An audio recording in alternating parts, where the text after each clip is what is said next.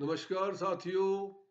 मैं हूं Pramod Kumar Pandwal, intensive spiritual track से।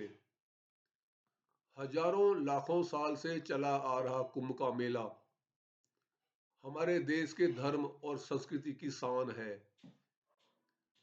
जो पूरे देश को एक सूत्र में बांधती है तथा पूरी दुनिया के लिए अनेकता में एकता का प्रतीक भी है। यही कारण है कि हमारे देश में विभिन्न धर्म के लोग आपस में प्राचीन काल से ही प्रेम पूर्वक रहते हुए आए हैं, जिसका मुख्य कारण दुनिया की सबसे प्राचीन सभ्यताओं में से एक का होना है। और उसमें से भी महत्वपूर्ण पहलू यह है कि प्रारंभिक काल से ही हमारे देश संतों की भूमि रहा है, जिन्होंने प्रभु की पहचान इस दुनिया में सबसे पहले कर ली थी। फलस्वरूप 4 वेद, 18 पुराण, 108 उपनिषद, 6 दर्शन, रामायण और महाभारत लिखकर पूरी दुनिया में आध्यात्मिक ज्ञान को रेवड़ी की तरह बांटा। आज दुनिया में यदि कहीं आध्यात्मिक ज्ञान है तो वो भारत से ही गया है। पर चूंकि वो देश हमसे पहले आजाद हो गए तथा भौतिक रूप से हमसे पहले ज्यादा संपन्न हुए, तो उन्होंने इसका प्रचार भी बहुत किया और चतुराई से अपनी धार्मिक संख्या भी बहुत बढ़ा ली। यही कारण है कि आज दुनिया में ईसाई और मुस्लिम नंबर 1 और नंबर 2 पर है।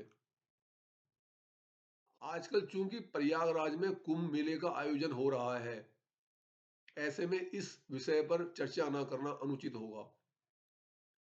मेले में भारी भरकम भीड़ होने का एकमात्र कारण गंगा के संगम में एक निश्चित स्थान में उस अमृत की बूंद में स्नान करके अमर होना है, जो लाखों साल पहले उस स्थान पर गिरी थी।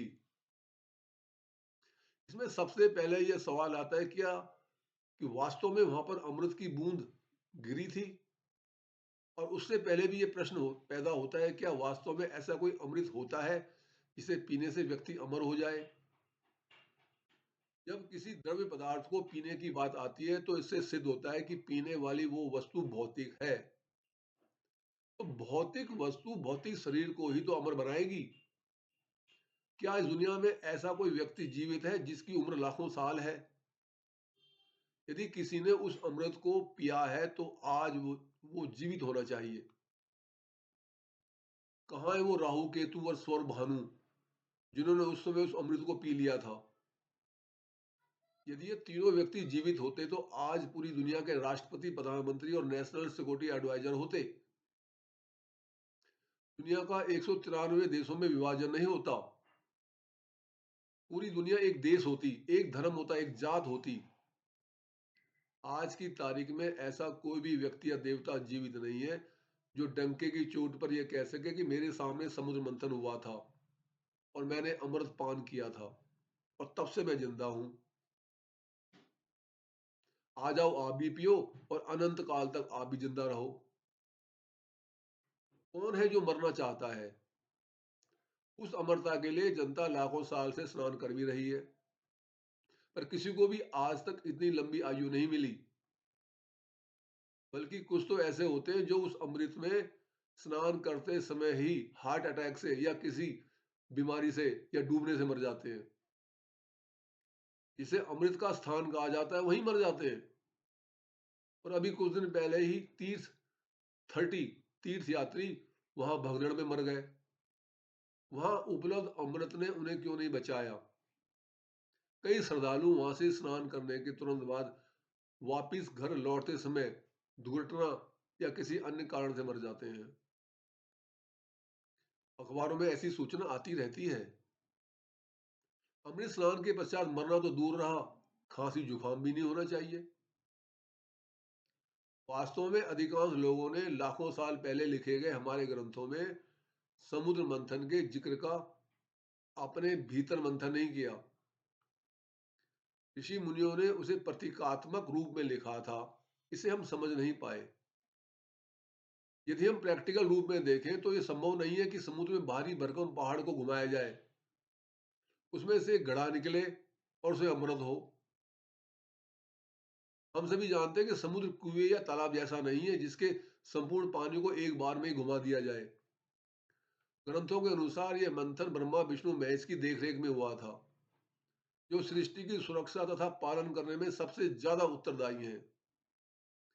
यदि वो इतने भारी भरकम पर्वत को कई दिन तक पूरे समुद्र में गहरे पानी में घुमाते तो कितने लाखों करोड़ों जल जीव जंतु मारे जाते। पृथ्वी से सैकड़ों गुना ज्यादा प्राणी तो पानी में रहते हैं। क्या ये तीनों देवता अपने सामने इतना बड़ा विनाश करवाते? इसके अलावा हम सब जानते हैं कि हमारी जीवात्मा पहले से ही अजर अमर है। सिर्फ शरीर में परिवर्तन होता है, जो बहुत जरूरी भी है। यदि हमारा शरीर 500-600 साल जीवित रह जाए तो इसमें जीते जी इतने कीड़े पड़ जाएं और बदबू आने लगे तो व्यक्ति स्वयं ही पहाड़ से कूद कर अपनी जान दे दे, तो फिर समुद्र मंथन का क्या अर्थ है? वास्तविकता में हमारे साधु संत समुद्र मंथन के माध्यम से कहना चाहते थे कि आपका शरीर समुद्र है, इसके अंदर आपका मन मथनी है, ना कि मद्राचल पर्वत। नाव को इधर उधर खींचने वाले देवता राक्षस नहीं बल्कि आपके पुराने प्रारब्ध हैं। जब हम मन रूपी मथनी को घुमाएंगे तो गंदे संस्कार जहर की तरफ सबसे पहले बाहर निकलेंगे और कोई शंकर रूपी सतगुरु प्रकट होगा जो हमें नुकसान नहीं होने देगा। वो हमारे प्रारब्ध रूपी कष्टों को हमारी ओर से अपने गले रूपी शरीर पर सहन कर लेगा। लंबे समय तक इस प्रकार मंथन करते रहने से अंत में हमारा मन पवित्र हो जाएगा और अमृत कलश की प्राप्ति होगी। तो ये अमृत क्या है, कहाँ है? इसकी चर्चा करने से पहले हम ये समझ लें कि कुंभ का त्योहार उस समय मनाया जाता है जब बृहस्पति ग्रह, सूर्य ग्रह और चंद्र ग्रह आदि एक लाइन में विशेष स्थिति में होते हैं। हम सबको ये मालूम होना चाहिए कि ब्रह्मांड अनंत है। इसके अंदर अनंत सूरज, अनंत तारे, अनंत चांद, अनंत ग्रह, अनंत उपग्रह, अनंत उल्का पिंड, एस्टेरॉयड हर समय अपनी अपनी धुरी पर घूमने के साथ साथ भिन्न भिन्न गतियों से एक निश्चित दायरे में आगे भी बढ़ रहे हैं। किसी की गति बहुत कम, किसी की गति बहुत ज्यादा है। कई वर्षों के पश्चात ऐसा समय आता है कि कुछ तारे, ग्रह, उपग्रह एक खास लाइन में आ जाते हैं। तो ये जो स्थिति अभी 144 साल के बाद हमारे सौर मंडल में बनी है, ऐसी स्थिति तो हमारे सुदूर ब्रह्मांड में लाखों करोड़ों जगह पर लाखों करोड़ों साल से लगातार हो रही है और लगातार होती रहेगी, जिसका एकमात्र कारण ब्रह्मांड का अनंत होना है तथा लगातार घूमते रहना है। ये जो घटना हमारे देश में इतने साल के बाद दिखाई दे रही है, ये उसके आगे इतनी छोटी है जितनी करोड़ों गेहूं की बोरी के आगे एक तिल का दाना। तो ऐसी प्रस्तुति कोई आश्चर्य वाली बात नहीं है। एक भौगोलिक घटना है जो हर क्षण, हर समय, हर जगह हो रही है। हमें समुद्र मंथन का आध्यात्मिक महत्व समझना होगा। इसको समझने में हम अभी तक वंचित रहे हैं। जो बुद्धिमान है, जो सच्चे आध्यात्मिक है, जो ग्रंथों को संतों की कृपा से ठीक तरह से पढ़ना जानते हैं, उनके अनुसार चलते हैं, वे जानते हैं कि अमृत क्या है। अब प्रश्न उदय होता है कि अमृत क्या है? ये बात तो सिद्ध हो गई कि अमृत भौतिक नहीं होता, यानी पदार्थ रूप में नहीं होता। यदि होता तो आज राहु केतु सौर भानु का शरीर हमें रोज दिखाई देता।